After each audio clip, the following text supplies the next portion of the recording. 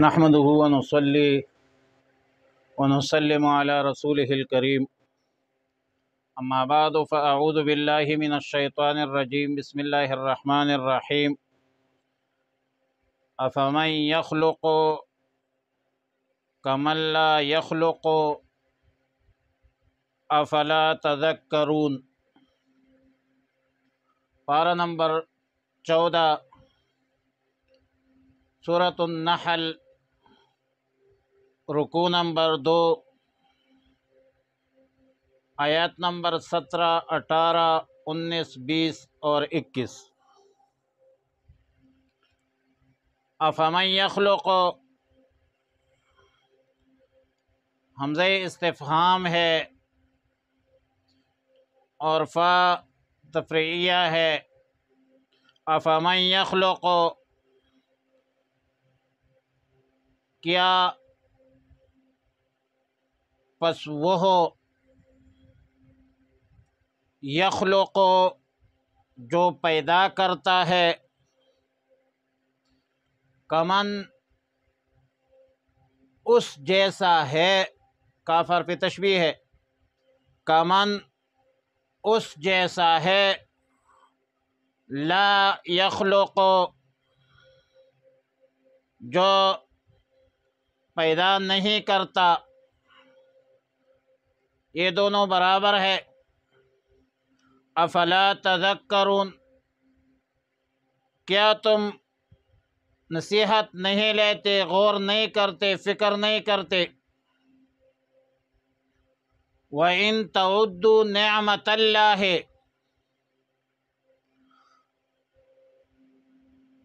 اور اگر آپ اللہ کی نعمتوں کو گننا چاہے، لا تحصوها، تو تم گن نہیں سکو گے، تم گن نہیں سکتے۔ ان اللہ لغفور الرحیم، بے شک اللہ رب العالمین بڑا بخشنے والا ہے اور مہربان ہے۔ واللہ یعلم، اور اللہ جانتا ہے، ما تسرون، جو کچھ تم چھپاتے ہو، وما تعلنون، اے وما تظہرون، اور جو کچھ تم ظاہر کرتے ہو۔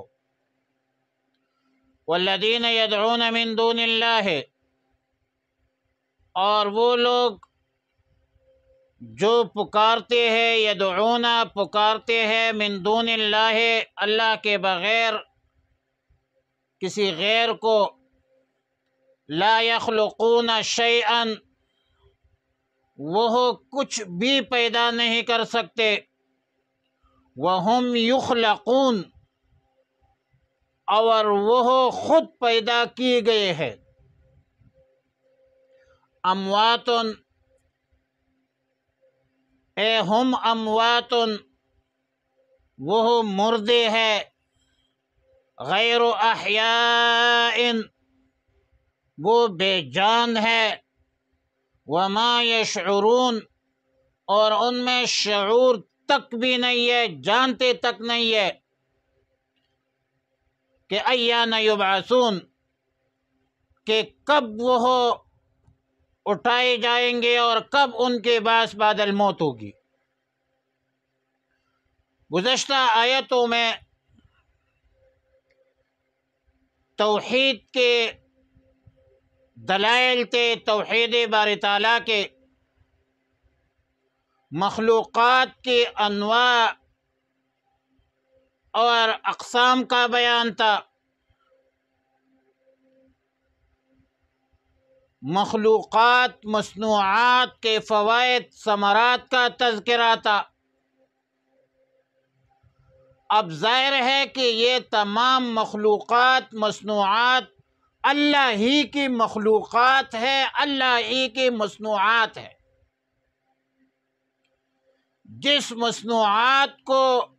جس مخلوقات کو اللہ نے عدم سے وجود کے مرتبے میں لا کر معدوم کو موجود کیا ہے،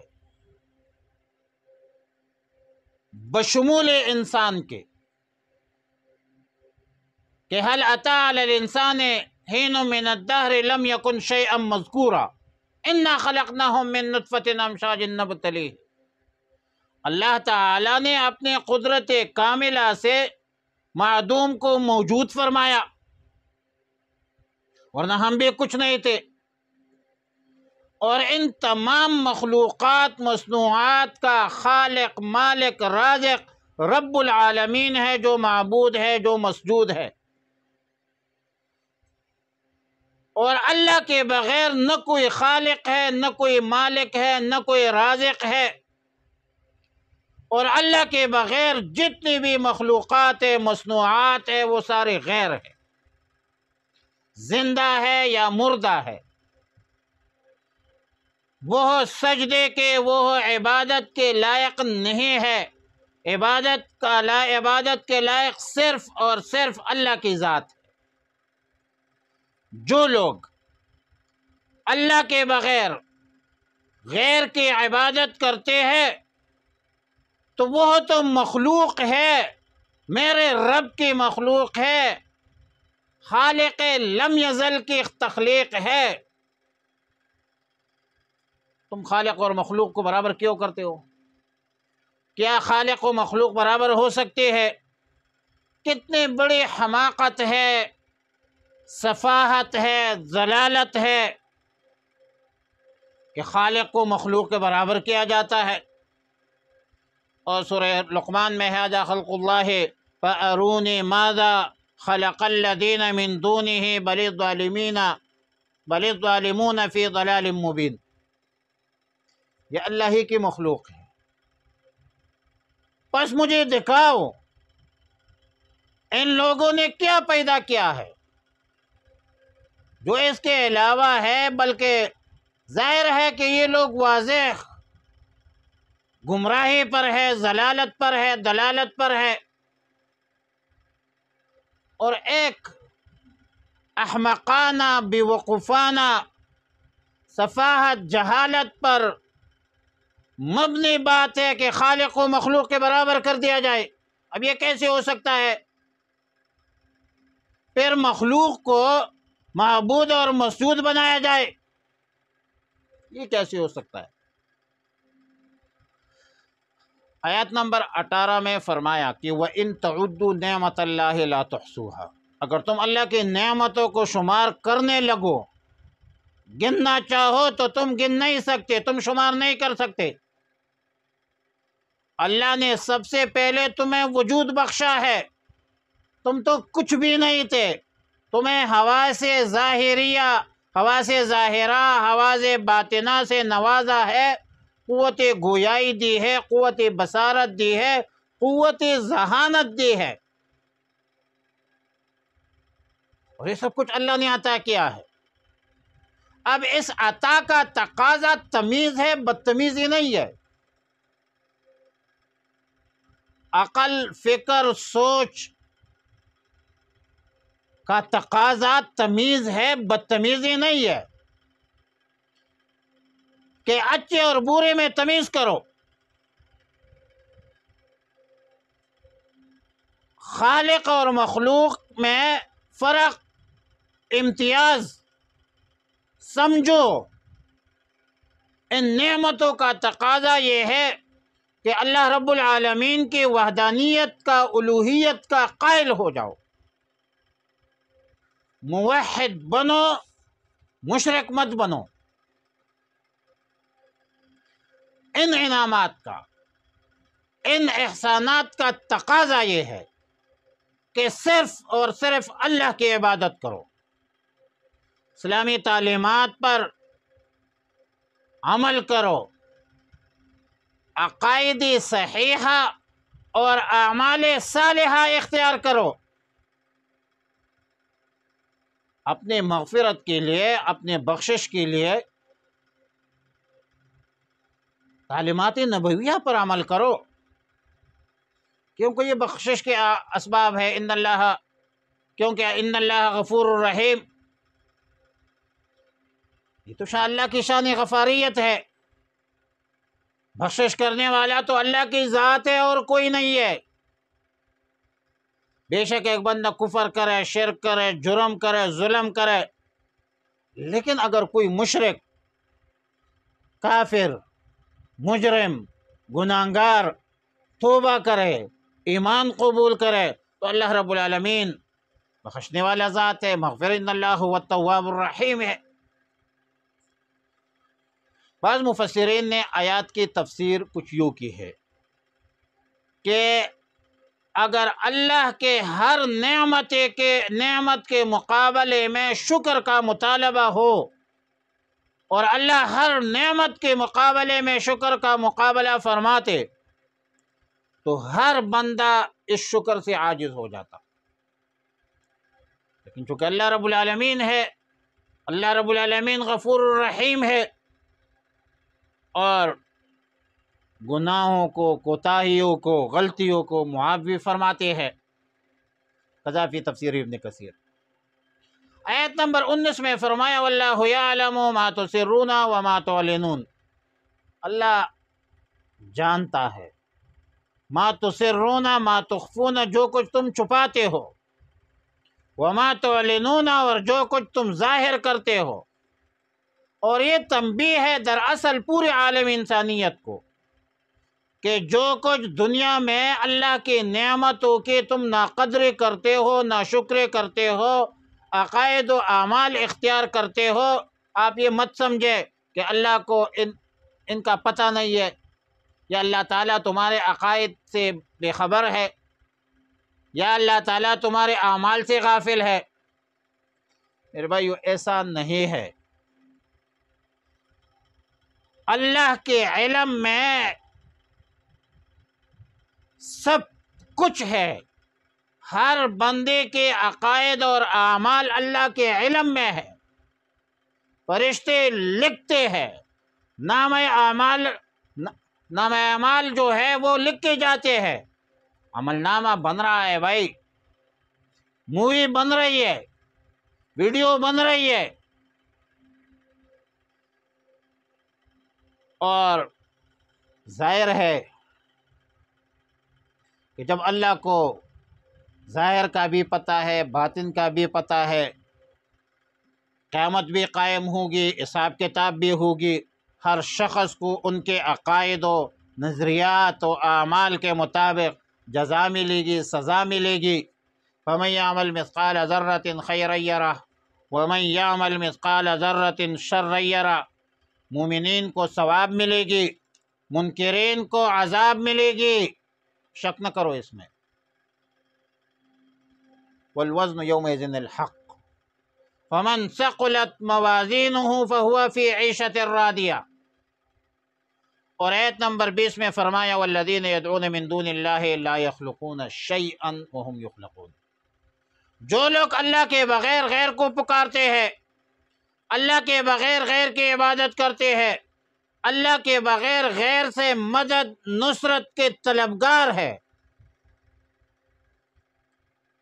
وہ کوئی چیز پیدا نہیں کر سکتے، وہ مخلوق ہے۔ مخلوق کا مقام اور مرتبہ معبودیت نہیں ہے، مخلوق معبود اور مسجود نہیں بن سکتے، مخلوق عبادت کے لائق نہیں ہوتی۔ عبادت کا لائق صرف فقط اللہ کی ذات ہے، بس جو تمام کائنات عالم کا خالق ہے، مالک ہے، رازق ہے، اور ہم جتنی بھی مخلوقات ہیں، انسانوں سمیت، ہمارے سمیت، سب نے فانی ہونا ہے اور سب نے اللہ کے سامنے پیش ہونا ہے۔ آیت نمبر 21 میں فرمایا اموات غیر احیاء، جن چیزوں کو تم معبود بناتے ہو، مسجود بناتے ہو، مقصود بناتے ہو، بھائی یہ بے جان چیز ہے، اس میں جان نہیں ہے۔ بدبخت و افسوس ہے تمہارے عقل پر کہ تم ایک بے جان چیز کی عبادت کرتے ہو، اس سے مدد مانگتے ہو۔ سفاہت، ضلالت بے وقوفی کے انتہا، جہالت کی انتہا یہ ہے کہ تم اپنے آپ کو عقل مند سمجھتے ہو اور پھر ایک پتھر کی عبادت کرتے ہو، آگ کی عبادت کرتے ہو۔ تم اپنے ہاتھ کے بنائے ہوئے اصنام اور بت کے کیسے عبادت کرتے ہو؟ تمہاری تعلیم، تمہارے عقل، تمہارے شعور کہاں گئی؟ ان معبودات باطلہ کو خبر تک نہیں ہے کہ کب اٹھائے جائیں گے، آپ کو بھی خبر نہیں ہے۔ ان بے جان چیزوں کو کیا پتا ہے کہ مردے کب اٹھائے جائیں گے، قیامت کب قائم ہوگی؟ حساب کتاب اور میزان کے حوالے سے ان معبودان باطل اور مخلوقات کو کوئی پتہ نہیں ہے، میرے سمیت کوئی شعور نہیں ہے، کوئی احساس نہیں ہے، کوئی ادراک تک نہیں ہے۔ اور تفسیر ابن کثیر میں حافظ عماد الدین ابن کثیر رحمۃ اللہ علیہ بڑی پیاری بات کرتے ہیں، جلد 2 صفحہ نمبر 565 میں، اے لا يدرؤون متى تكون الساعة فكيف يرتجي عند هذه نفع أو ثواب أو جزاء إنما يرجي ذلك من الذي يعلم كل شيء وهو خالق كل شيء۔ یہ تو صرف اللہ کو پتہ ہے۔ بہرحال دنیا کی زندگی فانی زندگی ہے، مختصر سی زندگی ہے، ختم ہونے والی زندگی ہے۔ ایک نہ ایک دن ہم سب نے مرنا ہے، سپرد خاک ہونا ہے، پتہ نہیں خاک نصیب ہوگی یا نہیں ہوگی، قبر میں جانا ہے، پھر دوبارہ زندہ ہونا ہے۔ قبر کی زندگی، حشر کی زندگی میں اگر ایمان کی نور میسر ہے تو قبر میں حشر میں آپ کو آسانی بھی ہوں گی۔ لہٰذا دنیا اور آخرت کی کامیابی اللہ تعالیٰ نے اپنے احکامات میں رکھی ہے، رسول اللہ مبارک صلی اللہ علیہ وسلم کے تعلیمات میں رکھی ہے۔ اللہ تعالیٰ ہمیں عقائد صحیحہ اور اعمال صالحہ نصیب فرما دے۔ وآخر دعوانا الحمد للہ رب العالمین۔